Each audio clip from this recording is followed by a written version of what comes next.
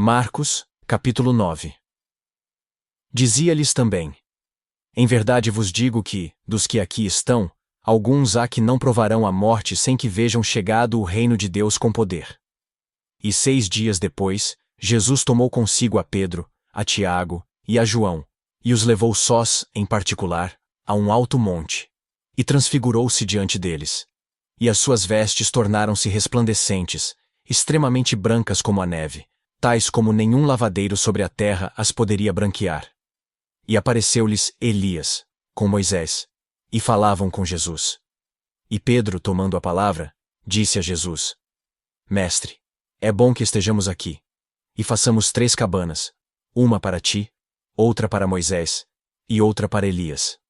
Pois não sabia o que dizia, porque estavam assombrados. E desceu uma nuvem que os cobriu com a sua sombra, e saiu da nuvem uma voz que dizia: Este é o meu filho amado. A ele ouvi. E subitamente, tendo olhado em redor, ninguém mais viram, senão só Jesus com eles. E descendo eles do monte, ordenou-lhes que a ninguém contassem o que tinham visto, até que o Filho do Homem ressuscitasse dentre os mortos. E eles retiveram o caso entre si, perguntando uns aos outros que seria aquilo, ressuscitar dentre os mortos. E interrogaram-no dizendo: Por que dizem os escribas que é necessário que Elias venha primeiro?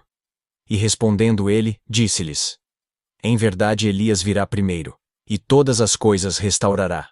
E como está escrito do Filho do Homem, que ele deva padecer muito, e ser aviltado. Digo-vos, porém, que Elias já veio, e fizeram-lhe tudo o que quiseram, como dele está escrito. E quando se aproximou dos discípulos, viu ao redor deles grande multidão, e alguns escribas que disputavam com eles. E logo toda a multidão, vendo-o, ficou espantada, e correndo para ele, o saudaram. E perguntou aos escribas: Que é que discutis com eles? E um da multidão, respondendo, disse: Mestre, trouxe-te o meu filho, que tem um espírito mudo. E este, onde quer que o apanhe, despedaça-o, e ele espuma, e range os dentes, e vai definhando. E eu disse aos teus discípulos que o expulsassem, e não puderam. E ele, respondendo-lhes, disse: Ó geração incrédula, até quando estarei convosco? Até quando vos sofrerei ainda?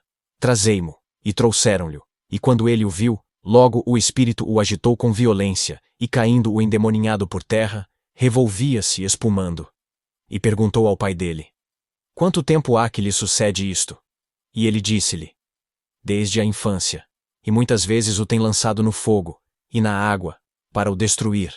Mas, se tu podes fazer alguma coisa, tem compaixão de nós, e ajuda-nos. E Jesus disse-lhe: Se tu podes crer, tudo é possível ao que crê. E logo o pai do menino, clamando com lágrimas, disse: Eu creio, Senhor. Ajuda a minha incredulidade. E Jesus, vendo que a multidão concorria, repreendeu o espírito imundo, dizendo-lhe: Espírito mudo e surdo, eu te ordeno, sai dele, e não entres mais nele. E ele, clamando e agitando-o com violência, saiu. E ficou o menino como morto, de tal maneira que muitos diziam que estava morto. Mas Jesus, tomando-o pela mão, o ergueu, e ele se levantou. E quando entrou em casa, os seus discípulos lhe perguntaram à parte: Por que o não pudemos nós expulsar? E disse-lhes: Esta casta não pode sair com coisa alguma, a não ser com oração e jejum. E tendo partido dali, caminharam pela Galileia, e não queria que alguém o soubesse. Porque ensinava os seus discípulos, e lhes dizia: O Filho do Homem será entregue nas mãos dos homens, e matá-lo-ão. E morto ele, ressuscitará ao 3º dia. Mas eles não entendiam esta palavra, e receavam interrogá-lo. E chegou a Cafarnaum, e entrando em casa, perguntou-lhes: Que estáveis discutindo entre vós pelo caminho? Mas eles calaram-se.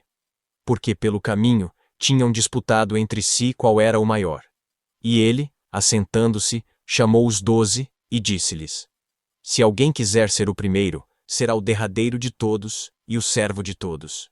E, lançando mão de um menino, pô-lo no meio deles, e tomando-o nos seus braços, disse-lhes: Qualquer que receber um destes meninos em meu nome, a mim me recebe.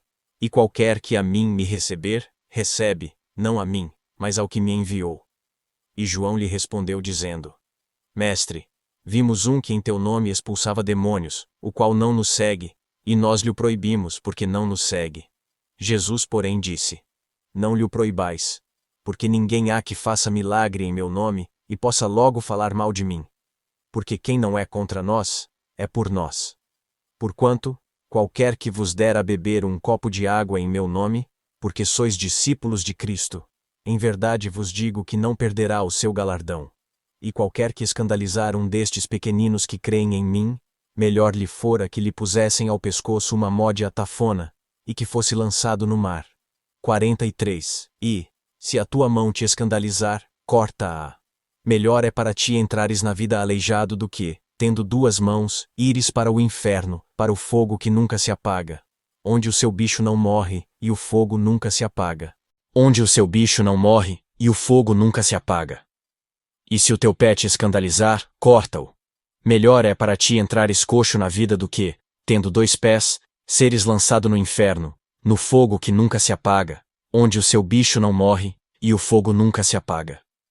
E se o teu olho te escandalizar, lança-o fora.